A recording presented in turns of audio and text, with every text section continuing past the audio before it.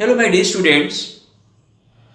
आज हम डिस्कस करेंगे कि राष्ट्रीय आय का संतुलन कैसे निर्धारित किया जाए। तो इसके विषय में हम एक महत्वपूर्ण चीज़ बताना चाहेंगे आप लोगों को कि राष्ट्रीय आय का संतुलन कुल आय एवं कुल व्यय की समानता पर निर्भर करता है। अगर जहाँ कहीं भी कुल आय एवं कुल व्यय दोनों आपस में बराबर हो जाएं, ठीक वहाँ पर राष्ट्रीय आय का संतुलन निर्धारित हो जाएगा। इसे हम निम्न समीकरण के द्वारा भी दिखा सकते हैं कि राष्ट्रीय आय और कुल व्यय कैसे बराबर होगा। इसको हम इक्वेशन के माध्यम से भी समझ सकते हैं। जैसे आप देखें, y is equal to aggregate expenditures, AE stands for aggregate expenditures, which is also known as total expenditure।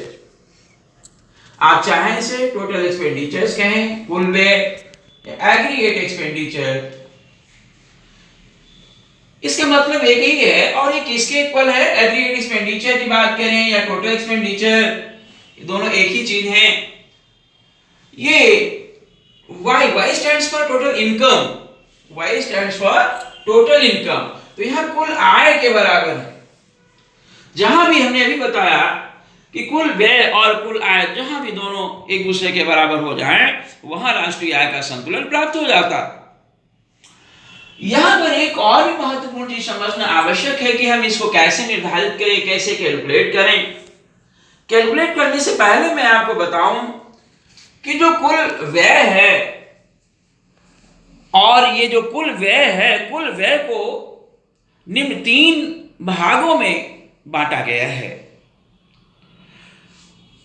कुल व्यय को निम्न 3 भागों में बांटा गया है। ठीक है, इस बांटने से पहले मैं एक चीज और आपको क्लियर कर दूं कि हम ये जो राष्ट्रीय आय का संतुलन ज्ञात कर रहे हैं वो अल्पकाल से संबंधित है और बंद अर्थव्यवस्था में हम राष्ट्रीय आय का संतुलन निर्धारित करने जा रहे हैं। 2 प्रकार की अर्थव्यवस्थाओं में हम राष्ट्रीय आय का संतुलन ज्ञात करते हैं। बंद अर्थव्यवस्था, that is closed economy, English में इसी को क्लोज्ड इकोनॉमी कहते हैं। सेकेंडली, खुली अर्थव्यवस्था, ओपन इकोनॉमी। तो जो प्रेजेंट टाइम में हम जो करंट टाइम में समझा रहे हैं इस पीरियड में, आपको बंद अर्थव्यवस्था के अंतर्गत, क्लोज्ड इकोनॉमी के अंतर्गत हम राष्ट्रीय आय का संतुलन निर्धारित कर रहे हैं। तो यहां पर हम ये कह रहे थे कि जो कुल व्यय है वो 3 भागों में बांटा गया है। मेनली 3 पार्ट्स में उसे डिवाइड किया गया है। यहां पर आप समझ लीजिए वो 3 पार्ट्स कौन कौन से हैं। पहला जो पार्ट है, जो पहला हिस्सा है वो है C stand for consumption expenditure. जो सेकेंड पार्ट है that is I stand for investment expenditure. पहला जो है सी कंजम्पशन एक्सपेंडिचर, उपभोग व्यय। दूसरा I stand for investment expenditure, निवेश व्यय। और जो तीसरा पोर्शन है that is G stand for government expenditure, Hindi में इसको सरकारी व्यय कहते हैं। तो अगर हम इन तीनों हिस्सों को, ये तीनों पार्ट्स को हम एग्रीगेट कर दें तो वो एग्रीगेट एक्सपेंडिचर्स में कन्वर्ट हो जाता है या टोटल एक्सपेंडिचर, कुल व्यय में बदल जाता है। इसको हम इक्वेशनली दिखा सकते हैं। AE एग्रीगेट एक्सपेंडिचर, कुल व्यय is equal to C plus I plus G, उपभोग व्यय प्लस निवेश व्यय प्लस गवर्नमेंट सरकारी व्यय। तो ये एग्रीगेट एक्सपेंडिचर के बराबर होगा। हमने अभी बताया आपको कि अल्पकाल में राष्ट्रीय आय का संतुलन कुल आय एवं कुल व्यय की समानता पर निर्भर करता है। तो हम देखिए जब कुल व्यय और कुल आय बराबर होगी वहीं पर राष्ट्रीय आय का संतुलन हमें प्राप्त होगा। तो यहां पर एग्रीगेट एक्सपेंडिचर्स इक्वल, हमारा जो इक्वेशन है संतुष्ट हो जाएगा। वो कौन सा इक्वेशन देखिए मैंने ऑलरेडी लिखा हुआ है, y is equal to AE aggregate expenditure और टोटल एक्सपेंडिचर। आप सिंपली कह सकते हैं y is equal to AE में एग्रीगेट एक्सपेंडिचर कुल व्यय, या इससे आप इसे टोटल एक्सपेंडिचर एग्रीगेट एक्सपेंडिचर कहिए या टोटल एक्सपेंडिचर कहिए। तो ये y हमारा ये कुल व्यय के बराबर, y स्टैंड पर टोटल इनकम, ये कुल आय कुल व्यय के आपस में दोनों ये बराबर हैं। कुल आय किसके बराबर है? कुल व्यय के बराबर है। या कह सकते हैं कुल आय एवं कुल व्यय दोनों आपस में बराबर है।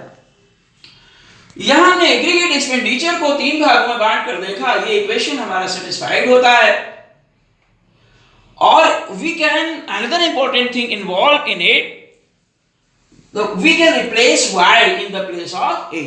हम जब जानते हैं कि कुल व्यय कुल आय के बराबर होता है राष्ट्रीय आय संतुलन के लिए, तो AE की जगह पर हम y लिख सकते हैं। y इज इक्वल टू, क्योंकि AE और y दोनों बराबर होते हैं, तो हम y की जगह AE लिख सकते हैं, मतलब कुल व्यय लिख सकते हैं, और कुल व्यय की जगह पर कुल आय लिख सकते हैं। There is no problem. तो हमने क्या लिखा, इक्वेशन हमारा क्या हो गया, y is equal to C plus I plus G। Y stand for total income, क्योंकि ये कुल आय कुल व्यय के बराबर है। राष्ट्रीय आय के संतुलन निर्धारित करने के लिए हमने कहा बराबर होते भी हैं, कुल आय और कुल व्यय बराबर होते हैं। राष्ट्रीय आय के संतुलन पर ये दोनों आपस में बराबर होते हैं, इसीलिए हमने रिप्लेस किया y is equal to C plus I plus G। यहां पर जो C है, C stand for consumption expenditure, उपभोग व्यय। It shows it is a function of income, ये आय का फलन है। ये आय एवं व्यय के मध्य, ये क्या आय एवं व्यय के मध्य फलनात्मक संबंध को बताता है। The consumption function shows the relationship between income and consumption। ये आय एवं उपभोग के मध्य, उपभोग व्यय के मध्य फलनात्मक संबंध को बताता है। अब इस कंजम्पशन फंक्शन को, उपभोग फलन को आप कैसे लिखेंगे, इसको इक्वेशन के माध्यम से हम समझ सकते हैं। ये बहुत इंपॉर्टेंट है। C stand for consumption expenditure which is the function of income, ये आय का फलन है। ये आय एवं उपभोग व्यय के मध्य फलनात्मक संबंध को बताता है। तो इसको हम इक्वेशन के माध्यम से कैसे लिखें, C is equal to A plus BY। ये consumption function during short period, in short period में, अल्पकाल में, ये उपभोग फलन हमारे सामने है। इक्वेशन के माध्यम से आप देख रहे हैं, समीकरण के माध्यम से। ये स्मॉल ए क्या है, मिनिमम लेवल ऑफ कंजम्पशन, इसको कहते हैं मिनिमम लेवल ऑफ कंजम्पशन। उपभोग का न्यूनतम स्तर, B stand for MPC, marginal propensity to consume, सीमांत उपभोग प्रवृत्ति, सीमांत उपभोग प्रवृत्ति। Y level of income.